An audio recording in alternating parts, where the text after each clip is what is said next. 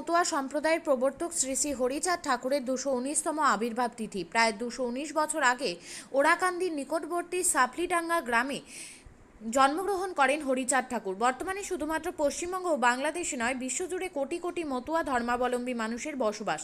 বিগত কয়েক বছর ধরে মতুয়া সম্প্রদায় নিয়ে আগ্রহের সঞ্চার হয়েছে। রাজনৈতিক চাপানোউতর রয়েছে, যেখানে সুযোগ সন্ধানী রাজনৈতিক দলগুলো ভোটের আশায় নজর রেখেছে তথাকথিত মতুয়া ভোট ব্যাংকের দিকে তাকিয়ে।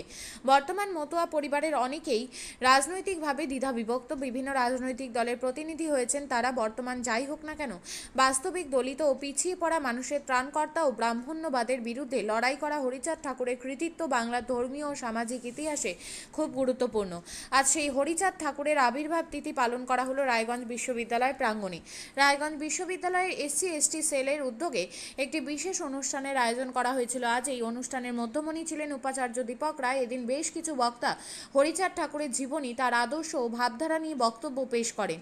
বাংলার নবজাগরণের হরিচাঁদ ঠাকুরের উল্লেখযোগ্য ভূমিকা রয়েছে। পুরো বিষয়ে এদিন আলোকপাত করেন উপাচার্য দীপক রায়। আজকে রায়গঞ্জ বিশ্ববিদ্যালয়ের SC/ST সেলের উদ্যোগে আমরা হরিচাঁদ ঠাকুরের আবির্ভাব তিথি পালন করছি।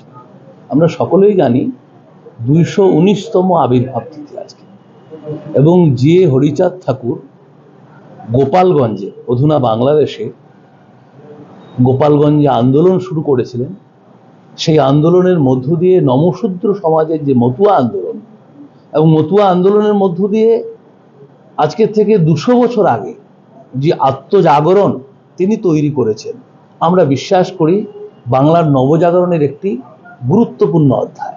এবং সেই অধ্যায়কে স্মরণে রেখে নিম্নবর্গীয় মানুষের যে আন্দোলন, আত্মচেতনা এবং শিক্ষা চিন্তার যে একটা বিস্তৃত পরিসর তিনি তৈরি করে দিয়েছেন, তার স্মরণেই আজকের অনুষ্ঠান। আজকের অনুষ্ঠানে বিভিন্ন বিষয় বক্তা রয়েছেন। হরিচাঁদ ঠাকুর সম্পর্কে তারা বলবেন এবং একটা ছোট্ট সাংস্কৃতিক অনুষ্ঠান আছে। এর মধ্য দিয়ে আমরা রায়গঞ্জ বিশ্ববিদ্যালয়ে আজকে হরিচাঁদ ঠাকুরের 219তম আবির্ভাব তিথি পালন করছি। ছাত্রছাত্রীরা কতটা আপনার সম্বন্ধে আজকের বিষয়ে? অনেকেই, ছাত্রছাত্রী শুধু নয়, অনেকেই জানেন না। আমরা চেষ্টা করছি এই মানুষটি সম্পর্কে, তার আবেগ অনুভূতি ছাত্রছাত্রীদের মধ্যে সঞ্চারিত হোক। এই প্রথম রায়গঞ্জ বিশ্ববিদ্যালয়টা অনুষ্ঠিত হচ্ছে, ভবিষ্যতেও হবে, এবং এর মধ্য দিয়ে ছাত্রছাত্রীরা আরও নতুন নতুন বিষয় খুঁজে পাবে। এবং আরও উল্লেখযোগ্য যে হরিচাঁদ ঠাকুর নিয়ে অলরেডি পশ্চিমবঙ্গের বিভিন্ন বিশ্ববিদ্যালয়ে গবেষণা হয়েছে। আমি প্রত্যাশা করি যে এই বিশ্ববিদ্যালয়ে এ নিয়ে গবেষণা হবে। আপনিও কি মুরগি প্রতিপালন করে আর্থিক লাভের মুখ দেখতে চান?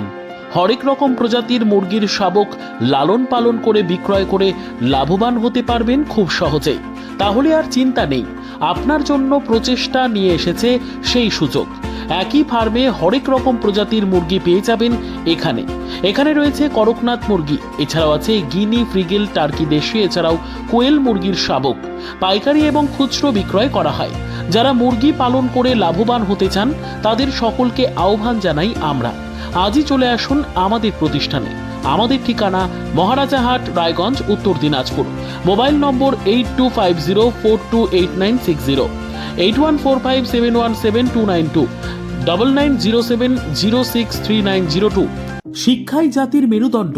ছোট ছোট শিশুদের প্রাথমিক শিক্ষা পরিপূর্ণ না হলে আগামীতে সেই শিশুরা সঠিক পথে চলতে গিয়ে হোঁচট খায়। শিশুদের এই শিক্ষার প্রয়োজনীয়তাকে সামনে রেখেই গত 1 বছর ধরে পরিষেবা দিয়ে চলেছে জিনিয়াস এডুকেয়ার একাডেমি। শিশুদের অত্যাধুনিক শিক্ষায় শিক্ষিত করে তোলার একমাত্র বিশ্বস্ত প্রতিষ্ঠান এই একাডেমি। এখানে অভিজ্ঞ শিক্ষক শিক্ষিকা দ্বারা যত্ন সহকারে মাতৃভাষা বাংলা মাধ্যমে পড়ুয়াদের শিক্ষা দেওয়া হয়। একেবারে খেলার ছলে বিনোদনমূলকভাবে বাচ্চাদের এখানে পাঠ দেওয়া হয়। পড়াশোনার পাশাপাশি বাচ্চাদের বিনোদনের ব্যবস্থাও রয়েছে এখানে। তাই আপনার বাচ্চাকে ছোট থেকে অভিনব শিক্ষায় শিক্ষিত করে মানুষের মতো মানুষ করে তুলতে হলে এই শিক্ষা প্রতিষ্ঠানের উপরে ভরসা করতেই হবে। আমাদের ঠিকানা জিনিয়াস এডুকেয়ার একাডেমি, স্থান ঘুঘুডাঙ্গা মোড়, পোস্ট ভূপালপুর, রায়গঞ্জ, উত্তর দিনাজপুর। মোবাইল নম্বর 9563630109 অথবা 7029042308।